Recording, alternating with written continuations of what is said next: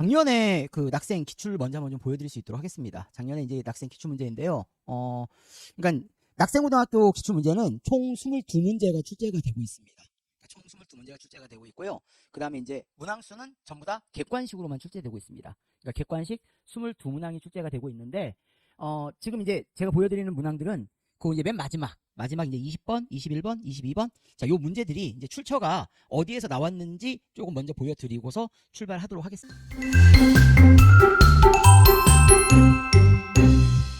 네, 안녕하십니까. 예, 수학 고노 선생입니다.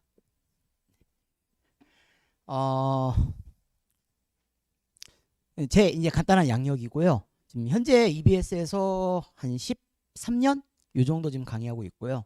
그 다음에 전에 이제 강남 인강이랑 그 다음에 여기 이제 분당 미래탐구랑 그 다음에 이제 여러 학원에서 지금 수업 중이고 있습니다. 일단은 제가 작년에 그 낙생 기출 먼저 한번 좀 보여드릴 수 있도록 하겠습니다. 작년에 이제 낙생 기출 문제인데요. 그러니까 낙생고등학교 기출 문제는 총 22문제가 출제가 되고 있습니다. 그러니까 총 22문제가 출제가 되고 있고요. 그 다음에 이제 문항수는 전부 다 객관식으로만 출제되고 있습니다. 그러니까 객관식 22문항이 출제가 되고 있는데, 지금 이제 제가 보여드리는 문항들은 그 이제 맨 마지막 이제 20번, 21번, 22번. 자, 요 문제들이 이제 출처가 어디에서 나왔는지 조금 먼저 보여드리고서 출발하도록 하겠습니다. 자, 일단은요, 그 20번 문항 같은 경우에는 내신구쟁이라는 문제집이 있습니다. 그 문제집에 이제 스텝 3에 있었던 문항이 좀 변형이 돼서 출제가 됐었고요. 자, 그 다음에는 21번 문항 같은 경우에는 이제 11월 교육청 21번 문항. 그러니까 보통 이제 그 저희가 예전 문항 번호로 따진다라고 하면은 30번이 이제 킬러 문제고요. 그 다음에 이제 21번, 29번. 요 문항들이 이제 가장 어려운 문항들이라고 하긴 하거든요. 그때에 이제 이 21번 문항이 변형돼 가지고서 출제가 됐습니다. 그러니까 사실은 실제로 조금 더 어렵게 변형될 수도 있었을 텐데 조금 더 쉽게 변형이 됐었습니다. 변형이 됐었고요. 자, 그 다음에는 22번 문제입니다. 22번 문제 같은 경우에는 그 이제 그 전년도 이제 그 1학기 기말에서 출제가 됐었던 문제를 보시면 알겠지만 거의 똑같이 변형해 가지고서 출제를 하셨습니다. 그래서 이제 지금 대부분 보면은 그 나오는 기출 문제들이요, 출처를 저희가 다 찾을 수 있긴 하거든요. 찾을 수 있고, 일단은 낙생학교의 이제 특징을 좀 얘기해 드리겠습니다. 1학년 그 학생들 같은 경우에 교과서는 일단 금성출판사입니다. 교과서는 금성출판사이고요. 학교 부교재는 지금 현재는 교육청과 사설 모의고사 기출문제 프린트로 이루어져 있습니다. 요거는 사실은 뭐 올해 조금 바뀔 수도 있습니다. 왜냐면은요, 그때마다 조금씩 달라지기 때문에요, 바뀔 수도 있긴 한데, 이게 전년도 기준으로 제가 이제 말씀드리는 것이고요. 그 다음에 요 문항수는 항상 22문제가 출제가 되고 있습니다. 객관식 22문제가 출제가 되고 있고요. 아까 나왔었던 그 기출문제 이제 20번, 21번, 22번이 그나마 좀 어려운 상수준의 문제라고는 하지만은 그 전년도에 비해서는 다소 좀 쉽게 출제가 되었습니다. 왜냐면요, 워낙에 이제 이 낙생 그 기출 문제가요 너무 어려워요. 어려운데 그 이제 30번 문항, 이제 보통 우리가 킬러 문제라고 하는 그 킬러 문제가 사실은 작년에는 출제가 안 됐습니다. 출제가 안 됐는데 뭐 올해 같은 경우에는 사실은 출제가 될지 안 될지, 그쵸? 뭐 가늠은 할 수 없습니다만 학생들에게 이제 얘기하는 내용은 이제 좀 똑같습니다. 일단 시험은 어렵게 준비하는 게 맞다. 그러니까 쉽게 준비해가지고서는요 대처를 할 수가 없기 때문에 일단은 재작년에 나왔었던 수준까지는 맞춰가지고 준비를 하는 게 맞다고 보거든요. 그래서 이제 작년과 같은 기조를 그대로 유지할 것인지 아니면은 그 재작년으로 다시 돌아갈 건지는 사실은 이제 뭐 선생님이 바뀌거나 여러 가지 상태에 의해 가지고 바뀔 수도 있기 때문에 이제 그런 부분은 조금 살펴보셔야 되지 않을까라는 생각이 듭니다. 그래서 제가 봤을 때는 일단은 시험은 어렵게 준비하는 게 맞습니다. 어렵게 준비하는 게 맞고요.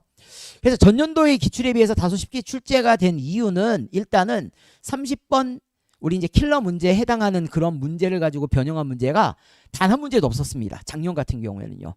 단 한 문제도 없었고, 대신 그 다음에 이제 뭐 도형에 관계된 문제라든가 이런 문제들도 전혀 없었습니다. 없어가지고 초반부 문항은 사실 쉽습니다. 한 1번부터 9번까지는요 쉽게 쭉쭉 풀 수 있긴 있는데, 그러니까 이것도 조금 문제가 되는 게요, 한 1번부터 10번까지의 문제를 한 10분 정도에 풀어내야 됩니다.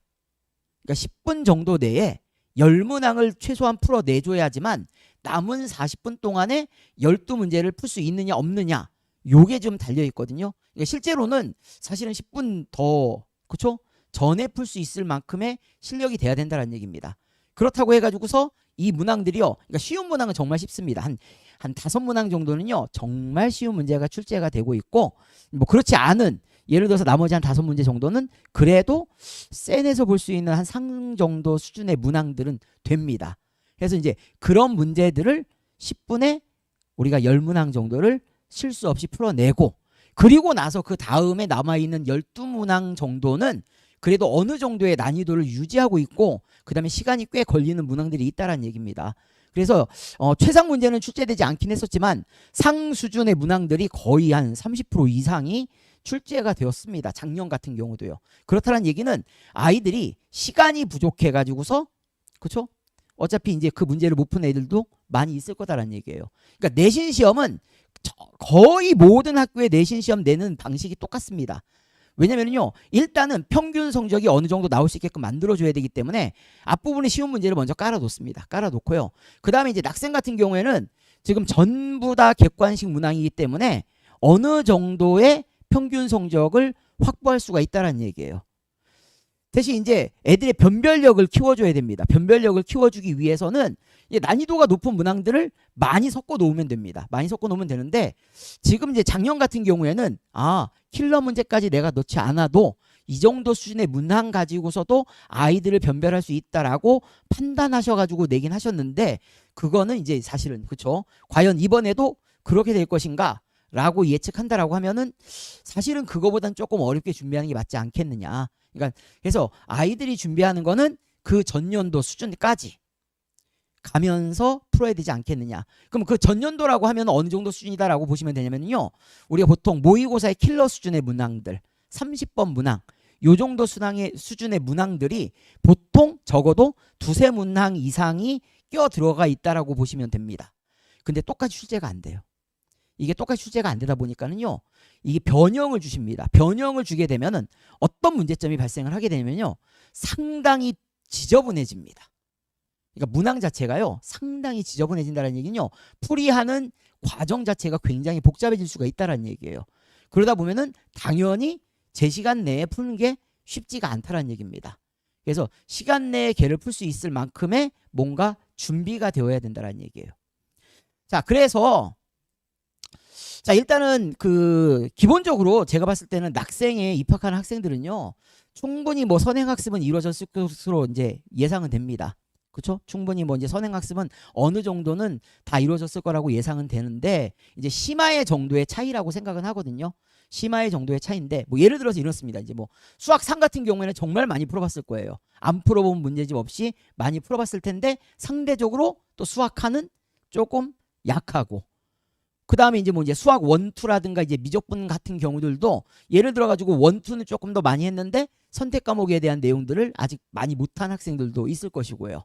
근데 일단은 입학을 하게 되면은요, 그쵸? 일단은 중간고사 시험부터 준비를 해야 되기 때문에, 그쵸? 중간고사 시험을 대비하면서 아이들이 어떻게 3년간의 커리큘럼을 짜 나갈 건지를 계획을 해야 되거든요.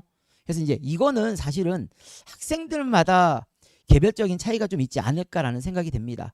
이유는 왜 그러냐면은 낙생 같은 경우에는요, 그 작년 기준으로 봤을 때 비중이 남학생 여학생 비중은 보통 한 6대4입니다. 6대4인데 주목해야 될 비율이 이과 학생들이 85%예요. 그러니까 이과 학생들의 비중이 85%고 그 다음에 문과 학생들이 15%입니다. 뭐 과중이니까 당연히 이과 학생들의 비중이 당연히 높긴 할 텐데 다른 학교에 비해서 상당히 높습니다. 높고 그 다음에 내신 성적과 수능 성적을 비교해 봤을 때 일반적으로 내신 한 3등급 정도 나오면은요, 기본 수능에서는 1등급 나온다고 봅니다. 무조건.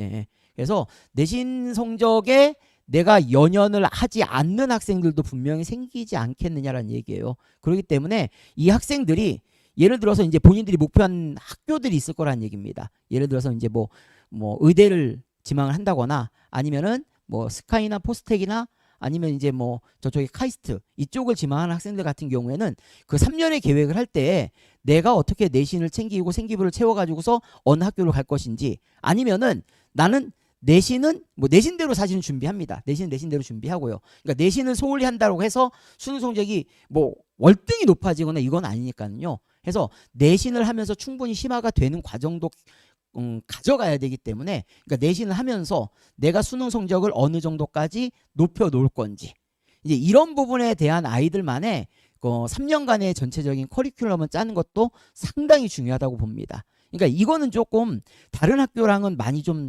다르다고 보셔야 될 것 같아요. 그래서 학생들 자체가 조금 특이하게 선행학습이 좀 많이 좀 이루어져 있고 그다음에 내신보다는 수능 성적이 조금 특화된 학생들이 많다 보니까는 그렇죠? 그러다 보니까는 그 학생들이 일단 중간고사를 준비하면서 본인들이 이제 성적도 받을 것이고요. 그 겪는 과정에서 이 학생들이 이제 어떤 식으로 커리큘럼을 짜는 것이 좋은 건지 이제 그런 부분에 대한 상담을 한 명씩 이제 할 겁니다. 할 거고요.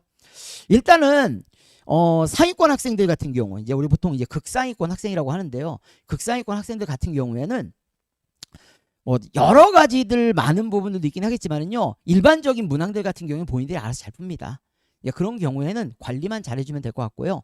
제가 봤을 때는 선생님들이 좀 신경 써가지고 봐야 될 부분은 일단은 틀린 문항, 어떤 틀린 문항들이 있거나 아니면 부족한 부분들이 있습니다. 그러니까 이런 부분들, 특히 실수하는 부분들이 있거든요. 이 실수하는 부분들은 대부분 습관이기 때문에요. 똑같은 부분에서 계속 실수합니다. 그래서 그러한 실수한 부분들을 잘 찾아가지고서 실수 노트를 써가지고 어떻게든 그 실수를 하지 않게끔 만드는 게 일단 중요하고요. 자, 그 다음에는 고난도 킬러 수준의 문항들은 단순히 이거를 양치기로만 해결할 수 있는 문제는 아닙니다. 그래서 이제 시간이 좀 꽤 걸릴 수가 있거든요. 시간이 꽤 걸린다는 얘기는 그만큼의 아이들이 좀 여유가 있어야 돼요. 그러니까 이 문제를 내가 깊이 있게끔 들여다볼 수 있는 여러 가지 다양한 방법으로 접근해 볼 수 있는 그런 이제 끈기도 있어야 될 것이고요. 그러기 위해서는 제가 봤을 때는 정갈한 풀이가 반드시 필요합니다. 그러니까 풀이 과정을 상당히 정갈하게 써주면서 그 다음에 그런 조건들 하나씩 살펴보고 그 다음에 다양하게 접근하는 것들 만약에 다른 풀이가 있다라고 하면 다른 풀이가 그 방법으로도 시도해보고요. 틀려도 상관없습니다. 틀려도 상관없으니까는 그러니까 아이들한테 얘기하는 게 이래요. 제가 어떤 문제를 풀이하는 데 있어가지고서 상당히 좀 빨리 갈 수 있는 방법이 있고 돌아가는 방법이 있는데 이 돌아가는 방법이 다른 문제에서는 빠르게 갈 수 있는 방법이 될 수도 있다. 그렇기 때문에 무조건 나는 빠르게 가는 방법만 선호하지 말고 그렇지 않은 방법도 함께 알아둘 수 있어야 된다는 얘기입니다.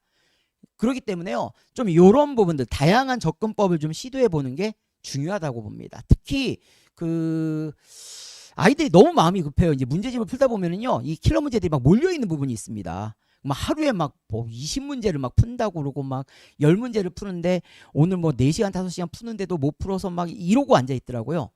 제가 봤을 때는 왜 그러고 있냐고 조금 나눠두더라고. 나누어서 하루에 그러니까 제 얘기도 해줍니다. 선생님 같은 경우에는 킬러 문제를 한 문제 가지고 시간이 오래 걸릴 때는 하루까지도 생각한다고. 좀 여유롭게 생각할 필요가 있지 않겠느냐고. 그래야지 너의 사고도 좀 다양하게 여러 가지 방법으로 좀 접근해 볼 수 있지 않겠느냐 이거죠. 그 다음에 공부를 하는 데 있어서도 이게 좀 즐거움이 있어야 되는데 그런 식으로 아이들이 숙제하듯이 킬러 문제를 보게 된다라고 하면은 어느 순간인가 갑자기 애들이 멘탈이 나가는 순간이 올 수도 있다라는 얘기예요. 그렇기 때문에 그 중간중간에 사실은 이제 중간고사 때부터 시작을 해가지고서 애들이 좀 멘탈이 나가는 시점이 많이 발생할 거예요. 제가 봤을 땐 그 첫 번째 시점이 아마도 중간고사가 되지 않을까. 학생들이 받아볼 수 없는 성적을 처음 받아보는 순간이 아마 이번 중간고사가 될 겁니다. 그렇기 때문에 이 중간고사는 어마어마한 멘탈 관리를 하는 그런 시점으로 아이들을 잡아야 되지 않을까. 보통 학생들이 중학생들 같은 경우에는 거의 뭐 전교권이었고 막 이랬었는데 갑자기 막 그쵸? 뭐 이제 등수도 말도 안 되는 등수라든가 점수도 생각지도 못한 점수를 받게 되게 되면은요 아이들이 이제 상당히 좀 많이 놀랍니다. 놀라고 뭐 부모님도 당연합니다. 당연히 놀라실 텐데 그러니까 제가 봤을 때는 그만큼 마인드 컨트롤이 중요하다라는 얘기예요. 아까도 이제 말씀드렸듯이 내신에서 3등급 정도 나오면은 그냥 수능 1등급 나옵니다. 제가 봤을 때는 기본적으로 낙생에서는 예. 뭐 이제 그거보다 더 심한 아이들도 있을 거예요. 뭐 내신 뭐 5, 6등급 나온 애도 수능에서 1등급이 나온 아이들도 있을 거란 얘기예요. 그렇다라고 하면은 본인이 이 성적을 가지고서 어떤 목표를 가지고서 어떻게 내가 견뎌내가면서 3년을 지낼 것인지에 대한 계획을 세워야지 당장의 눈앞에 보이는 것만 가지고서 그쵸? 자꾸 이렇게 일희일비하면 안 된다는 얘기입니다. 이거는 부모님들도 마찬가지시고요. 그래서 아이들 같은 경우에 본인들이 목표하고 있는 게 있을 거란 얘기예요. 목표하고 있는 게 있는데 그거를 내가 어떤 전형을 가지고서 그 전형에 맞춰가지고 3년 동안을 준비할 것인지 이런 부분에 대한 상담도 사실은 꾸준히 이루어져야 된다는 얘기입니다. 자, 그래서 이제 그런 부분에 대해서 이제 제가 이제 아이들과 계속 1대1로 상담을 계속 할 거예요. 부모님도 마찬가지긴 하지만은 워낙에 이제 제가 이제 고3들이라든가 이과라든가 상위권에 대한 수업들 그 수업을 이제 굉장히 오래 했기 때문에 아이들에 맞춰 가지고서 너희들이 이제 1학년 때는 뭐 이런 걸 준비하고 2학년 때는 이제 어떤 걸 준비하고 그래서 3학년 때는 그래서 어떤 걸 준비해서 어떤 전형으로 인해 가지고서 너는 네가 목표한 데를 가기 위해서 이 전형에 의해서 뭘 준비하는 게 맞지 않겠느냐 이렇게 대비를 시켜줄 겁니다. 대비를 시켜줄 것이고요. 보통 제가 지금 한 20년 이상 내신뿐만이 아니라 이제 수능 심지어는 이제 수리 논술 그 다음에 심층 면접까지 그걸 이제 20년 가까이 제가 수업을 했습니다. 20년 가까이 수업을 했기 때문에요. 사실은 이제 안 해본 수업 없이 다 해보고 안 가르쳐본 학생 없이 다 가르쳐보고 진짜 안 가르쳐본 학교가 없을 정도로 모든 학생들을 지금 제가 다 가르쳐보긴 했었는데 예. 사실 이제 낙생 같은 경우에 좀 특이하다고 하는데 뭐 그 학생들에게 맞는 어떠한 커리큘럼이 있고 그 다음에 그런 전형을 찾아가지고 준비시켜준다라고 하면은 그쵸? 아이들이 쫓아오는데도 큰 문제는 없을 거라고 봅니다.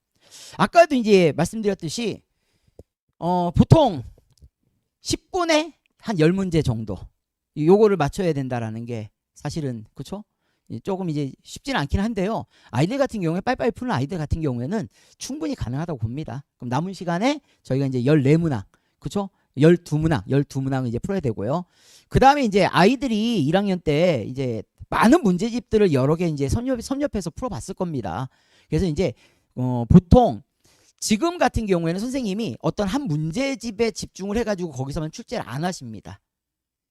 안 그랬어요. 예전에요. 낙생이 이전에는 어떤 딱 선호하는 문제집에서 문항들을 선별해가지고 그거를 변형해서 많이 출제하셨거든요. 그랬는데 지금은 그러진 않습니다. 지금은 그러진 않으시고요. 근데 그거는 계속 그대로 가실 거라고 봅니다. 해서 요거는 이제 문제는 일단은 학교 프린트 그러니까 우리 이제 모의고사 기출문제죠. 모의고사 기출문제의 고난도 문제를 푸는 거는 필요하다고 봅니다. 그래서 이제 작년 기출문제 같은 경우에 30번 문제가 나오진 않긴 했었지만은 그쵸? 그래도 30번 문제까지 갈 수 있는 어떤 심화적인 그런 학습이 이루어져야 되는 건 당연하기 때문에요. 그 문제까지는 당연히 학습해야 되지 않겠느냐. 그 다음에 좀 다양하게 조금 변형된 문제들을 보기 위해서는 분당권이나 강남권 기출, 분당의 기출이 상당히 어렵습니다. 분당의 기출이 상당히 어려워요. 그러니까 제가 지금 나가고 있는 그 지역 중에서는 그 사실은 대치에 있는 지역보다도 전체적으로 봤을 때는 분당의 기출이 더 어렵다고 보거든요. 실제로는. 그래서 최근에는 분당의 기출이 상당히 어렵게 올라와 있습니다. 어렵게 올라와 있기 때문에 그렇기 때문에 다양하게 있는 그 분당에 있는 기출 문제들을 본다라고 하면은 실제로 작년에 기출 문제에서 뭐 나온 경우도 있긴 있었지만요. 그런 문제들을 가지고서 그러니까 대부분 모든 학교의 기출 문제들이요. 그 모의고사의 기출 문제를 변형해서 낸 문제입니다. 그러니까 모의고사의 고난도 문제, 킬러 문제를 변형해서 출제를 하시기 때문에 그 킬러 문제를 변형한 문제들을 가장 보기 편한 문제들이 분당이랑 강남권 기출이기 때문에요. 그래서 이 분당과 강남권 기출을 통해 가지고서 연습을 시킬 겁니다. 연습을 시킬 것이고요.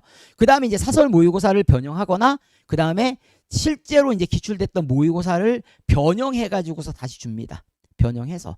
해서 그 문제를 뭐 제가 직접 변형하는 문제도 있고 저희 또 연구진이 있어가지고 그 연구진들이 같이 변형한 문제들이 있습니다. 그걸 프린트를 계속해서 만들어 가지고서 아이들한테 원래는 월간지 형태로 이제 많이 줬습니다. 제가 월간지 형태로 한꺼번에 묶어서 많이 줬었는데 아이들의 지금 이제 성향이 조금씩 급변하고 있는 관계로 일단은 주간지 형태로 맨 처음에 나가게 될 겁니다. 주간지 형태로 나가고 난 다음에 아이들의 성향이 어느 정도 그 제가 이제 수업할 그 타깃이 정확하게 명확하게 만들어진다라고 하면은 그때부터는 이제 월간지와 주간지가 같이 같이 나가게 됩니다. 같이 나가게 되고요.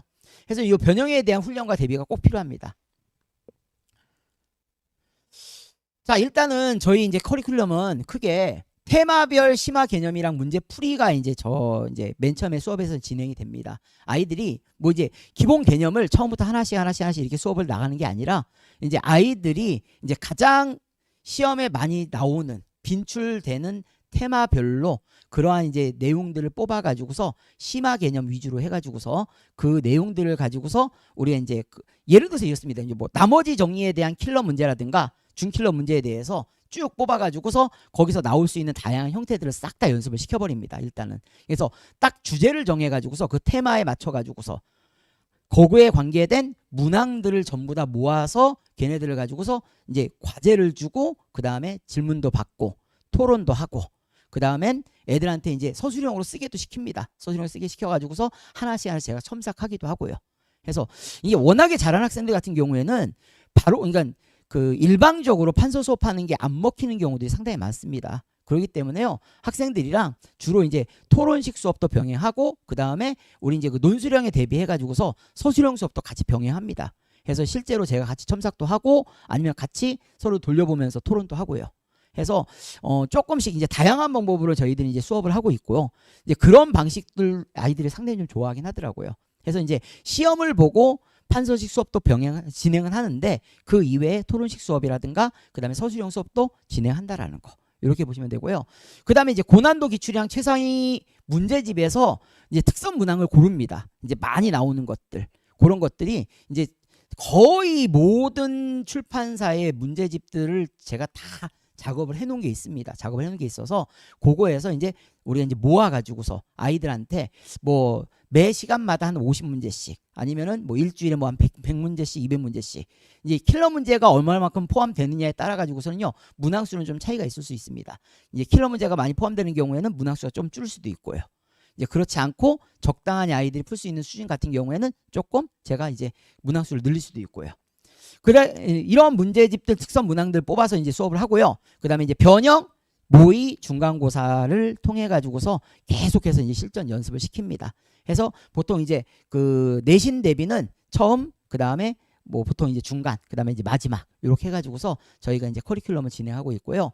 대신 이제 아이들과 1대1 상담을 하고요. 그 다음에 이제 필요하면 이제 부모님과 이제 1대1 상담을 합니다. 해서 얘에 관계된 전체적인 그 3년간의 어떤 커리큘럼을 이제 짭니다. 짜가지고서 그거에 맞춰가지고서는 조금 바뀌는 부분이 있을 수 있습니다. 바뀌는 부분이 있을 수 있기 때문에 왜냐면 이제 그 일반 학교 수업하는 것과 좀 다른 게 그러니까 그 이제 최상위권, 그러니까 극상위권이라고 하는 아이들만 모아가지고서 수업을 하다 보면은 그러니까 일반적으로 이렇게 수업하는 게 쉽지가 않습니다. 그리고 그 학생들한테 원하는 게 니즈가 다 다르기 때문에 그렇기 때문에 그 니즈에 맞춰가지고서 저희가 커리큘럼을 이제 짜줍니다. 짜줘가지고서 그 커리큘럼에 맞춰가지고서 내신도 대비하지만은 수능이라든가 아니면 뭐 수리 논술이라든가 이런 것까지 대비할 수 있게끔 저희가 만들어줍니다. 자, 이제 월간지와 주간지 교재 및 프린트로 이제 수업이 진행되고요. 일단은 첫 주는 주간지로 먼저 수업을 진행합니다. 주간지로 수업을 진행하고 그리고 난 다음에 아이들의 성향을 판단한 다음에 그리고 난 다음에 이제 월간지가 배부가 될 예정이고요. 그 다음에 이제 그 카톡이랑 유튜브를 통해 가지고서 계속해서 질의응답할 수 있게끔 만듭니다. 그 다음에 이제 그 유튜브에 올린 제 영상 보고서 아이들이 같이 토론하거나 그걸 가지고서 이제 그 서술형 문제를 풀어 가지고서 저한테 보내주거나 해서 계속해서 아이들과 이제 그 1대1로 우리가 볼 수 있게끔 하고요. 그 다음에 이제 안 되는 경우에는 단톡방을 파는 경우도 있고 더 심한 경우에는 부모님과 같이 파는 경우들도 있긴 합니다. 그래서 이제 아이들 이제 과제라든가 뭐 이런 부분들 뭐 아니면 이제 따로 만드는 경우들도 있긴 한데요. 그건 이제 부모님들과 어떤 상담을 위해서 만드는 경우도 있긴 한데 아이들 관리 차원에서 필요하다라고 하면은 단톡방을 만들어 가지고서 거기에서 아이들의 이제 과제라든가 그 다음에 이제 뭐 질의응답들 다 보실 수 있게끔 저희가 만듭니다. 그래서 카톡으로 이제 바로바로 오면은 거의 뭐 24시간 이내 뭐 그 늦지 않게 보통 제가 빠르게 보는 대로 예, 바로바로 질의응답 보내줍니다. 해서 뭐 이제 예를 들어 가지고서 손필기 해가지고서 보내주는 경우도 있고, 아니면 영상으로 보내주는 경우도 있고요, 아니면 영상 통화를 하는 경우들도 있고요, 아니면 통화를 하는 경우들도 있고요. 그래서 제가 직접 수업하고 일단 이 반은 제가 직접 관리합니다. 그래서 모든 관리도 애들 숙제 검사라든가 프린트 검사라든가 그 다음에 아이들 뭐 이제 여러 가지 직접 수업하는 내용들 하나하나씩 전부 다 제가 직접 관리합니다. 직접 관리하니까는요, 그거는 믿고 맡겨주셔도 됩니다. 요거는 이제 제가 이제 애들 카톡 나오는 영상 모습이고요. 그래서 이제 카톡 이제 질문 들어왔을 때 제가 이제 손필기로 해가지고서 이렇게 보내줍니다. 아니면 이제 유튜브에 이런 식으로 뭐 영상이 됐건 아니면은 뭐 아이패드가 됐건 이렇게 해가지고서 바로바로 이제 질의응답들 올려가지고서 아이들이 볼 수 있게끔 해줍니다. 볼 수 있게끔 해주고요.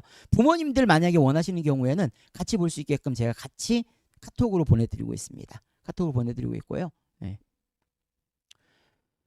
자, 저는 일단 수학이 너무 좋습니다.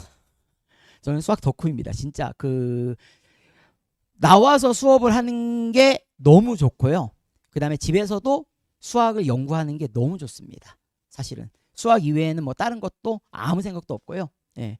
내신부터 수능까지 정말 자신 있게 아이들을 가르칠 수 있고요. 자랑을 한다라고 하면요, 정말 잘하는 게 하나 있습니다. 정말 잘하는 거, 대학은 잘 보냅니다. 예. 자, 자신 있게 대학은 잘 보냅니다.